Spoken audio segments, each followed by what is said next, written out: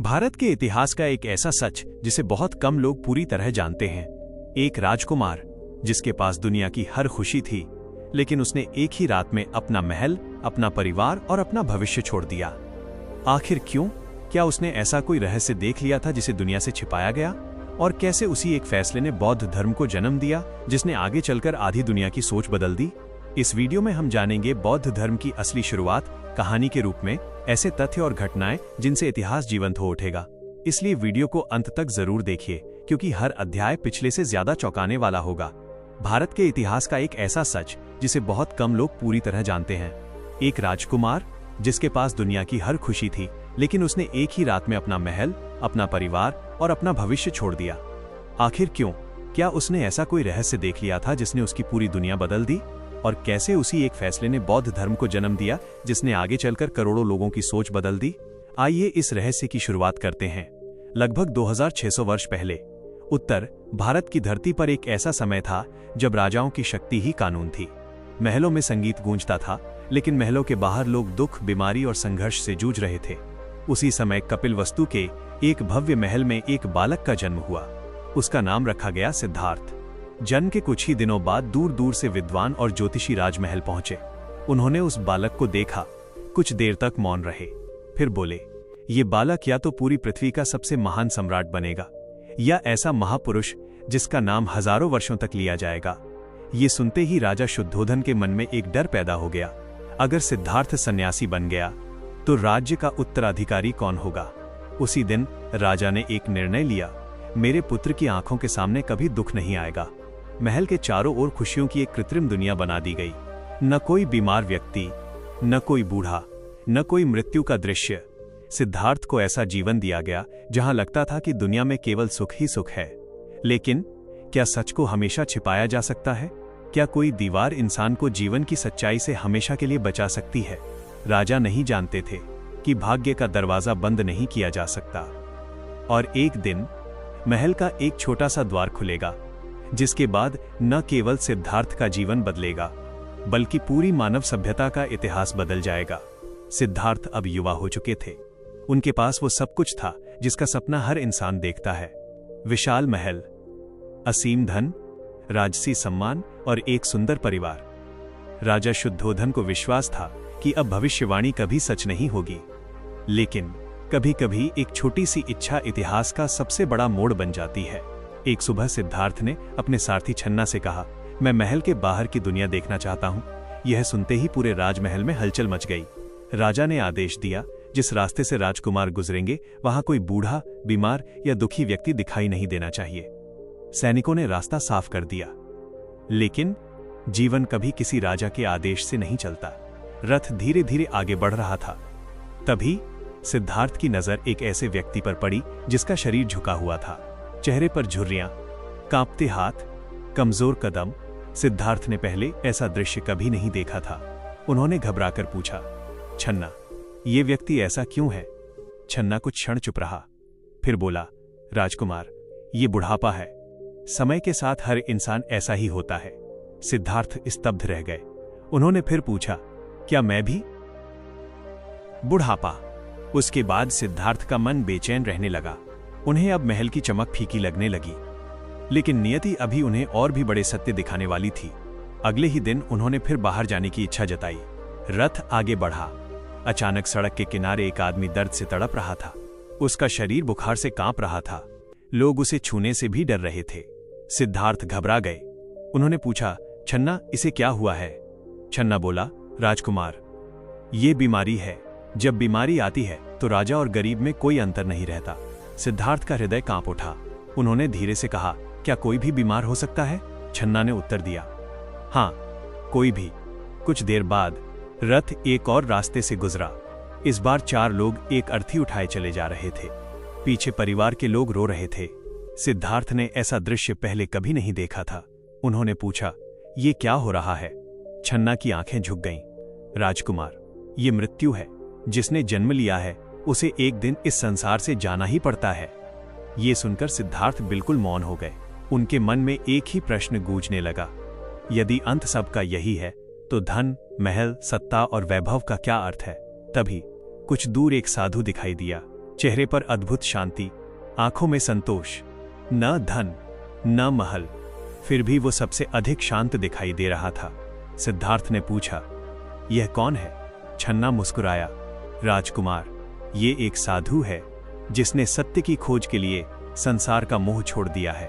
उसी क्षण सिद्धार्थ के भीतर एक निर्णय जन्म ले चुका था, एक ऐसा निर्णय जो केवल उनके जीवन को नहीं, पूरी मानव सभ्यता के इतिहास को बदलने वाला था। लेकिन वो रात कैसी थी जब एक राजकुमार ने अपने सोते हुए परिवार को अंतिम बार देखा और हमेशा के लिए महल छोड़ दिया। उस रात कपिलवस्तु का महल पहले की तरह जगमगा रहा था। हर ओर शांति थी, सैनिक पहरा दे रहे थे, महल में सब लोग गहरी नींद में सो रहे थे। लेकिन एक कमरे में एक राजकुमार जाग रहा था। सिद्धार्थ की आंखों में नींद नहीं थी, उनके मन में केवल एक ही प्रश्न गूंज रहा था, अगर बुढ़ापा, बीमारी और मृत्यु से कोई नहीं बच सकता तो जीवन का असली अर्थ क्या है? उन्होंने खिड़की से बाहर देखा। आसमान में चांद बिल्कुल शांत था, मानो वो भी किसी बड़े निर्णय का साक्षी बनने वाला हो। धीरे धीरे सिद्धार्थ अपने कक्ष से बाहर निकले। सबसे पहले वे उस कमरे में पहुंचे जहां उनकी पत्नी यशोधरा गहरी नींद में थी। उनके पास छोटे से राहुल सो रहे थे। सिद्धार्थ कुछ क्षण वहीं खड़े रहे। उन्होंने राहुल के सिर पर हाथ रखने की इच्छा की, लेकिन फिर अपना हाथ रोक लिया। उन्होंने सोचा, अगर राहुल जाग गया तो मैं कभी नहीं जा पाऊंगा। उनकी आंखें नम हो गईं। यह किसी राजा का नहीं, एक पिता का सबसे कठिन निर्णय था। कुछ पल बाद उन्होंने अंतिम बार अपने परिवार को देखा और चुपचाप बाहर निकल आए। महल के मुख्य द्वार पर उनका प्रिय घोड़ा कंथक और सारथी छन्ना उनका इंतजार कर रहे थे। रात के अंधेरे में तीनों बिना कोई आवाज किए महल से निकल पड़े। उन्हें नहीं पता था कि यह यात्रा कितनी लंबी होगी, लेकिन इतना निश्चित था, आज एक राजकुमार महल छोड़ रहा था और इतिहास एक महापुरुष का इंतजार कर रहा था। कई मील दूर पहुंचकर सिद्धार्थ घोड़े से उतरे। उन्होंने अपने राजसी वस्त्र उतार दिए, अपने लंबे बाल काट दिए और सारी राजसी पहचान छन्ना को सौंपते हुए कहा, इन्हें मेरे पिता को दे देना, आज से मेरा मार्ग अलग है। महल छोड़ने के बाद सिद्धार्थ अब अकेले थे। न उनके पास राजसी वस्त्र थे, न कोई सैनिक, न कोई पहचान। अब उनका एक ही लक्ष्य था, सत्य की खोज। उन्होंने उस समय के महान गुरुओं से शिक्षा ली, ध्यान सीखा, योग सीखा, मन को नियंत्रित करना सीखा। लेकिन हर बार उनके मन में एक ही सवाल उठता, क्या बस इतना ही सत्य है? जब उत्तर नहीं मिला तो उन्होंने और कठिन रास्ता चुना। उन्होंने जंगलों का रुख किया, घने जंगल जहां दिन में भी सूरज की रोशनी मुश्किल से पहुंचती थी। वहां सिद्धार्थ ने ऐसी तपस्या शुरू की जिसे देखकर लोग दंग रह जाते। कई कई दिनों तक भोजन नहीं करते, कभी केवल एक दाना खाते तो कभी कई दिनों तक केवल पानी पीकर रहते। धीरे धीरे उनका शरीर हड्डियों का ढांचा बन गया, पसलियां साफ दिखाई देने लगीं, चलना भी मुश्किल हो गया। लोग उन्हें देखकर कहते, यही सबसे महान तपस्वी है। लेकिन एक दिन सिद्धार्थ ने अपनी ही परछाई पानी में देखी। उन्होंने स्वयं से पूछा, क्या शरीर को कष्ट देने से मन को शांति मिल जाती है? उसी क्षण उन्हें एहसास हुआ कि वे जिस रास्ते पर चल रहे हैं वो भी सत्य तक नहीं पहुंचता। उन्होंने पहली बार अपनी कठोर तपस्या छोड़ने का निर्णय लिया। उसी समय एक गांव की युवती सुजाता वहां आई। उसने सिद्धार्थ को खीर अर्पित की। सिद्धार्थ ने वर्षों बाद भरपेट भोजन किया। उन्हें लगा, न अत्यधिक सुख सही है और न अत्यधिक कष्ट, सत्य इन दोनों के बीच के मार्ग में छिपा है। यही विचार आगे चलकर मध्यम मार्ग कहलाया। लेकिन अभी सबसे कठिन परीक्षा बाकी थी।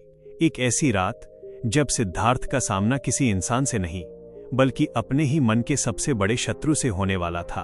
क्या वो परीक्षा उन्हें बुद्ध बनाएगी या उनकी सारी साधना यहीं समाप्त हो जाएगी? बोधि वृक्ष के नीचे उस रात के बाद सिद्धार्थ अब पहले जैसे नहीं रहे। उनके चेहरे पर एक ऐसी शांति थी जिसे देखकर लोग स्वयं रुक जाते थे। उनकी आंखों में न क्रोध था, न भय, न किसी चीज की इच्छा।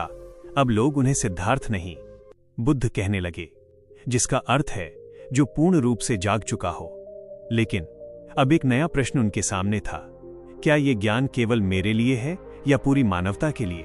कुछ क्षणों के लिए बुद्ध मौन रहे। उन्हें लगा, ये सत्य इतना गहरा है कि शायद कोई इसे समझ ही न सके। लेकिन तभी उन्होंने संसार के दुखों को याद किया। बीमार लोग, बूढ़े लोग, गरीब, राजा, हर कोई किसी न किसी पीड़ा में जी रहा था। तभी बुद्ध ने निर्णय लिया, यह ज्ञान केवल मेरा नहीं पूरी दुनिया का है। और यहीं से शुरू हुई बौद्ध धर्म की पहली यात्रा। बुद्ध सबसे पहले सारनाथ पहुंचे। वहां उनके 5 पुराने साथी रहते थे, जिन्होंने तपस्या के समय उनका साथ छोड़ दिया था। उन्होंने दूर से बुद्ध को आते देखा। उन्होंने आपस में कहा, ये वही सिद्धार्थ है जिसने तपस्या छोड़ दी थी, हम इससे बात नहीं करेंगे। लेकिन जैसे जैसे बुद्ध उनके पास पहुंचे, सारनाथ का वो शांत वन, 5 शिष्य बुद्ध के सामने बैठे थे। हवा बिल्कुल स्थिर थी। ऐसा लग रहा था मानो प्रकृति भी उस क्षण को सुनना चाहती हो। बुद्ध ने धीरे धीरे बोलना शुरू किया। मनुष्य का सबसे बड़ा शत्रु बाहर नहीं, उसका अपना मन है। सभी शिष्य ध्यान से सुन रहे थे। बुद्ध ने आगे कहा, जो व्यक्ति अपने मन को जीत लेता है, उसे दुनिया की कोई शक्ति पराजित नहीं कर सकती। फिर उन्होंने जीवन के 4 महान सत्य समझाए। पहला, जीवन में दुख है। दूसरा, हर दुख का एक कारण है। तीसरा, उस कारण को समाप्त किया जा सकता है। और चौथा, उस अंत तक पहुंचने का एक मार्ग है।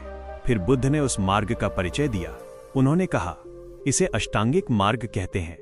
सही सोच, सही वचन, सही कर्म, सही आजीविका, सही प्रयास, सही स्मृति, सही एकाग्रता और सही दृष्टि। बुद्ध बोले, जो इस मार्ग पर चलता है वो धीरे धीरे अपने भीतर की आग, लोभ, क्रोध और मोह को शांत कर सकता है। उनके शब्द किसी आदेश जैसे नहीं थे, वे अनुभव से निकले सत्य थे। यही कारण था कि लोग केवल उनके उपदेश नहीं सुनते थे, बल्कि अपना जीवन बदलने लगते थे। धीरे धीरे गांवों से लोग आने लगे, शहरों से लोग आने लगे। राजाओं ने भी बुद्ध के चरणों में बैठकर ज्ञान सुना और साधारण किसान भी, बिना तलवार, बिना युद्ध, बिना किसी बल प्रयोग के एक नई विचारधारा पूरे भारत में फैलने लगी। लेकिन क्या बौद्ध धर्म केवल भारत तक ही सीमित रहा, या फिर ये कैसे हिमालय पार करके श्रीलंका, चीन, तिब्बत, जापान और पूरे एशिया तक पहुंचा? अब केवल गांवों तक सीमित नहीं था। लोग सैकड़ों किलोमीटर पैदल चलकर उनसे मिलने आते थे। राजा, व्यापारी, गरीब, यहां तक कि उनके विरोधी भी उनकी बातें सुनकर बदलने लगे। समय बीतता गया। फिर एक दिन बुद्ध ने अपने शिष्यों से कहा, अब केवल मेरे साथ चलने से कुछ नहीं होगा। अब तुम सब अलग अलग दिशाओं में जाओ और लोगों तक सत्य का संदेश पहुंचाओ। यहीं से बौद्ध धर्म की पहली यात्रा शुरू हुई। लेकिन बुद्ध के महापरिनिर्वाण के बाद एक समय ऐसा भी आया जब लोगों को लगा कि शायद ये संदेश धीरे धीरे समाप्त हो जाएगा। तभी इतिहास ने एक नया मोड़ लिया। भारत की धरती पर एक शक्तिशाली सम्राट का उदय हुआ, सम्राट अशोक। उसके पास विशाल सेना थी, असंख्य हाथी, हजारों सैनिक और पूरे आर्यावर्त पर शासन करने की शक्ति। लेकिन फिर हुआ कलिंग का युद्ध। युद्ध समाप्त हुआ। मैदान में जीत अशोक की थी, लेकिन चारों ओर केवल लाशें थीं, घायल सैनिकों की चीखें, रोते हुए बच्चे, अपने परिवार को खोजती माताएं। यह दृश्य देखकर अशोक की आंखों से आंसू निकल पड़े। उन्होंने स्वयं से कहा, यदि जीत की कीमत इतना दुख है तो ऐसी जीत का क्या अर्थ। उसी दिन उन्होंने हिंसा का मार्ग छोड़ दिया और बुद्ध के करुणा, अहिंसा और दया के मार्ग को अपनाया। यहीं से 2600 साल बाद भी बुद्ध केवल इतिहास का नाम नहीं है, बल्कि करोड़ों लोगों के जीवन का मार्ग है। लेकिन क्या बुद्ध के अंतिम क्षणों में उन्होंने अपने शिष्यों से ऐसा क्या कहा था जिसे आज भी उनका सबसे महान संदेश माना जाता है? समय किसी के लिए नहीं रुकता। वर्ष बीतते गए। बुद्ध अब 80 वर्ष के हो चुके थे, लेकिन उनकी आंखों का तेज आज भी वैसा ही था। उनके चरणों में अब केवल भारत के लोग ही नहीं, दूर दूर देशों से आए भिक्षु भी बैठते थे। हर कोई एक ही प्रश्न पूछता, भगवान, जब आप इस संसार में नहीं रहेंगे तब हमारा मार्गदर्शन कौन करेगा? बुद्ध मुस्कुराए। उन्होंने शांत स्वर में कहा, सत्य को अपना गुरु बनाओ। कुछ समय बाद कुशीनगर की धरती पर बुद्ध अपने अंतिम विश्राम के लिए लेट गए। चारों ओर सन्नाटा था। हजारों शिष्य रो रहे थे। उनके प्रिय शिष्य आनंद की आंखों से आंसू रुक नहीं रहे थे। उन्होंने कांपती आवाज में पूछा, भगवान, आपके बिना हम क्या करेंगे? बुद्ध ने आनंद की ओर देखा, फिर धीरे धीरे अपने अंतिम शब्द कहे, इस संसार की हर बनी हुई वस्तु नश्वर है, इसलिए आलस्य मत करो, जागरूक रहो और अपने लक्ष्य की प्राप्ति के लिए निरंतर प्रयास करते रहो। इतना कहकर बुद्ध गहरे ध्यान में चले गए और फिर पूर्ण शांति के साथ उन्होंने महापरिनिर्वाण प्राप्त किया। उस क्षण ऐसा लगा मानो पूरी प्रकृति मौन हो गई हो। लेकिन बुद्ध का शरीर भले ही इस संसार से चला गया, उनकी वाणी नहीं गई, उनका संदेश नहीं गया, उनकी करुणा नहीं गई। आज 2600 वर्षों बाद भी जब कोई व्यक्ति क्रोध के स्थान पर दया चुनता है, लोभ के स्थान पर संतोष चुनता है और हिंसा के स्थान पर करुणा चुनता है, तब बुद्ध फिर से जीवित हो उठते हैं, किसी मूर्ति में नहीं बल्कि इंसान के अपने हृदय में। यही है बौद्ध धर्म की सबसे बड़ी शक्ति। ये केवल एक धर्म नहीं बल्कि जीवन को समझने की एक जागृत दृष्टि है। बुद्ध के महापरिनिर्वाण के बाद कई लोगों को लगा अब शायद ये संदेश धीरे धीरे समाप्त हो जाएगा, लेकिन हुआ बिल्कुल उल्टा। बुद्ध अब एक व्यक्ति नहीं रहे थे, वे एक विचार बन चुके थे। उनके शिष्य गांव-गांव, नगर-नगर और फिर देश-देश जाकर लोगों को एक ही बात बताते रहे, घृणा से घृणा कभी समाप्त नहीं होती, घृणा केवल प्रेम और करुणा से समाप्त होती है। धीरे धीरे बौद्ध संघ मजबूत होता गया। भिक्षु केवल उपदेश नहीं देते थे, वे लोगों की सेवा भी करते थे। वे बीमारों की देखभाल करते, बच्चों को शिक्षा देते और हर इंसान को समान दृष्टि से देखते। यही कारण था कि लोग स्वयं बौद्ध धर्म की ओर आकर्षित होने लगे। फिर सम्राट अशोक ने इस विचार को नई उड़ान दी। उन्होंने अपने पुत्र महेंद्र और पुत्री संघमित्रा को श्रीलंका भेजा। वहां से बौद्ध धर्म का प्रकाश समुद्र पार करने लगा। व्यापारी, यात्री और भिक्षु सभी इस संदेश को अपने साथ लेकर चलते गए। धीरे धीरे श्रीलंका, म्यांमार, थाईलैंड, चीन, कोरिया, बुद्ध के महापरिनिर्वाण के कई वर्ष बीत चुके थे।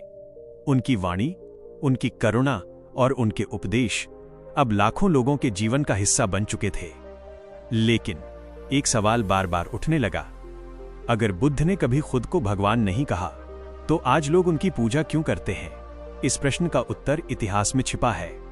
बुद्ध ने अपने पूरे जीवन में कभी ये दावा नहीं किया कि वे ईश्वर हैं। उन्होंने हमेशा कहा, मैं केवल मार्ग दिखाता हूं, चलना तुम्हें स्वयं होगा। वे लोगों से अंधविश्वास नहीं, अनुभव की बात करते थे। वे कहते थे, मेरी बात केवल इसलिए मत मानो कि मैंने कही है, उसे अपने जीवन में परखो। अगर वो सत्य लगे तभी स्वीकार करो। यही बात उन्हें अपने समय के अन्य गुरुओं से अलग बनाती थी। लेकिन जब बुद्ध इस संसार से विदा हुए, लोगों ने महसूस किया कि उन्होंने केवल एक शिक्षक नहीं खोया, उन्होंने करुणा का जीवंत रूप खो दिया। धीरे धीरे लोग उन स्थानों पर जाने लगे जहां बुद्ध ने ज्ञान प्राप्त किया था, जहां उन्होंने पहला उपदेश दिया था और जहां उन्होंने महापरिनिर्वाण प्राप्त किया था। इन स्थानों पर स्तूप बने, विहार बने और बाद में बुद्ध की मूर्तियां भी बनने लगी।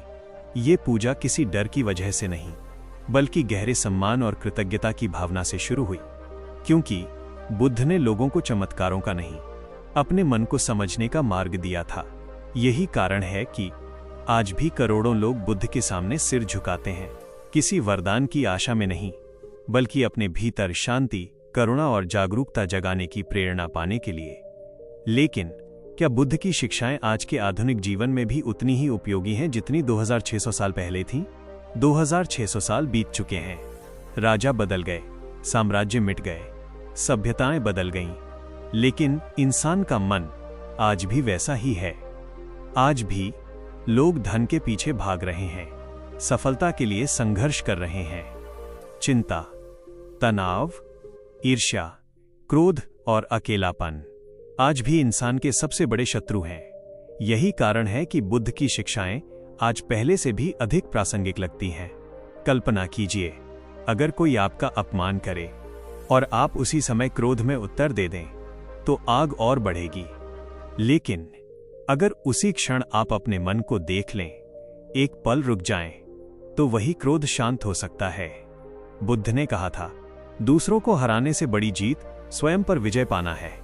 यही कारण है कि आज दुनिया की कई बड़ी कंपनियां, विद्यालय और विश्वविद्यालय ध्यान, मेडिटेशन और माइंडफुलनेस का अभ्यास कराते हैं, क्योंकि शांत मन बेहतर निर्णय लेता है, करुणा रिश्तों को मजबूत बनाती है और जागरूकता जीवन को सही दिशा देती है।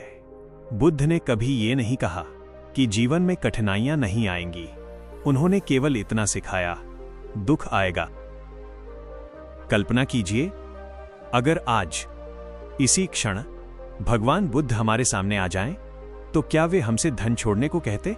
क्या वे कहते कि जंगल चले जाओ? शायद नहीं। वे पहले हमारी आंखों में देखते, फिर मुस्कुराकर केवल एक प्रश्न पूछते, तुम इतनी तेज दौड़ क्यों रहे हो? आज हर इंसान किसी न किसी दौड़ में है। कोई पैसे के पीछे, कोई प्रसिद्धि के पीछे, कोई दूसरों से आगे निकलने के पीछे।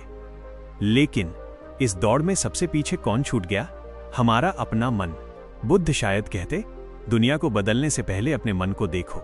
अगर तुम्हारे पास बहुत धन है लेकिन मन अशांत है तो तुम सच में अमीर नहीं हो। अगर तुम्हारे पास बड़ा घर है लेकिन परिवार में प्रेम नहीं तो वह घर केवल ईंटों का ढेर है। अगर तुम्हारे पास शक्ति है लेकिन करुणा नहीं तो वह शक्ति विनाश बन सकती है। बुद्ध हमें याद दिलाते, हर सुबह तुम्हें दो रास्ते मिलते हैं। पहला क्रोध, अहंकार और लालच का, दूसरा धैर्य, करुणा और जागरूकता का। चुनाव हमेशा तुम्हारा होता है। शायद यही कारण है कि 2600 वर्षों बाद भी बुद्ध केवल इतिहास की कहानी नहीं बल्कि हर उस इंसान के साथी हैं जो अपने जीवन में शांति की तलाश कर रहा है। और अब मैं आपसे एक प्रश्न पूछता हूं, अगर आज भगवान बुद्ध आपको केवल एक सलाह दे सकते तो वो क्या होती? एक बार एक युवक बुद्ध के पास आया। उसने पूछा, भगवान, मैं खुश कैसे रहूं? बुद्ध ने उसकी ओर देखा और मुस्कुराकर कहा, पहले ये बताओ, तुम्हें दुख किसने दिया? युवक बोला, लोगों ने, परिस्थितियों ने, मेरी किस्मत ने। बुद्ध ने पास रखी मिट्टी की एक मुट्ठी उठाई और उसे अपने हाथ में कसकर पकड़ लिया। फिर बोले, क्या ये मिट्टी मुझे दर्द दे रही है? युवक ने कहा, नहीं। बुद्ध ने मुट्ठी और कस ली। कुछ देर बाद उनके हाथ पर दबाव पड़ने लगा। उन्होंने पूछा, अब दर्द क्यों हो रहा है? युवक बोला, क्योंकि आपने इसे बहुत कसकर पकड़ रखा है। बुद्ध मुस्कुराए, फिर बोले, जीवन भी ऐसा ही है। दुख हमेशा घटनाओं से नहीं आता, दुख उस पकड़ से आता है जिसे हम छोड़ना नहीं चाहते। उनके ये शब्द सुनकर युवक लंबे समय तक मौन रहा। उसे पहली बार समझ आया कि उसके दुख का कारण दुनिया नहीं, उसका अपना मोह, भय और अपेक्षाएं थीं। बुद्ध ने आगे कहा, जो चला गया उसे जाने दो, जो अभी नहीं मिला उसके पीछे अपना वर्तमान मत खो, जो इस क्षण तुम्हारे पास है उसे पूरी जागरूकता से जियो। यही बुद्ध की सबसे गहरी शिक्षा थी, क्योंकि जिस दिन इंसान छोड़ना सीख जाता है उसी दिन वो सच्ची आजादी का अनुभव करता है।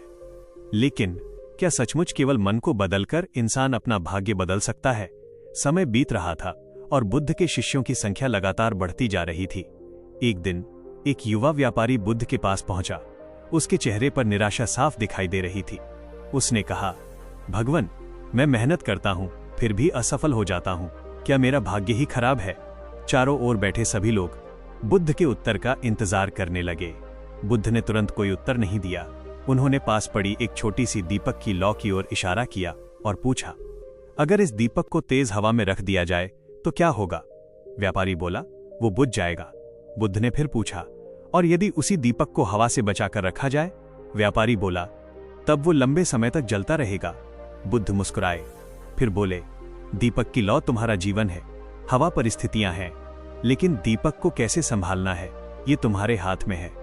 सभी लोग ध्यान से सुन रहे थे।